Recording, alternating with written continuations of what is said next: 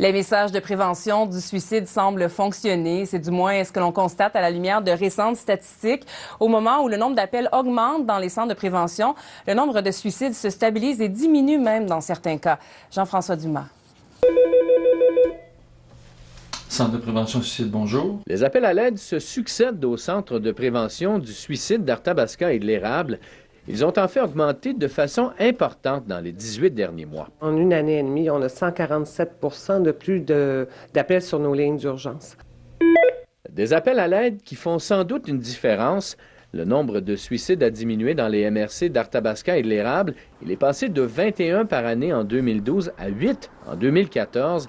C'est loin d'être un hasard, selon Mme Coutel. Nous, on interprète plus que le fait que de plus en plus, les CPS du Centre du Québec sont connus envers la population et les gens ont plus le réflexe de venir chercher l'aide qu'ils ont besoin. Le constat est similaire dans Drummond, où le nombre de personnes qui se sont enlevées la vie a chuté de 21 en 2012 à 20 en 2014.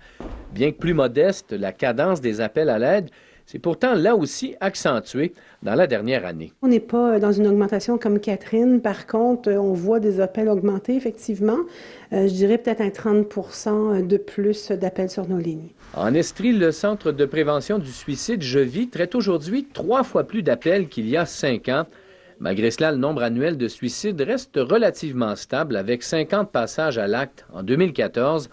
Encore trop de victimes pour Catherine Coutel, qui espère un financement plus adéquat pour les centres de prévention de la province. Notre souhait serait aussi que, justement, vu que nous, on a quand même 3 fois plus de morts par suicide au Québec que même les accidents de la route, de peut-être voir un appui aussi grand envers la protection de nos citoyens. Selon les statistiques, 3 personnes s'enlèvent la vie chaque jour au Québec. Ici Jean-François Dumas, Radio-Canada, Plessisville.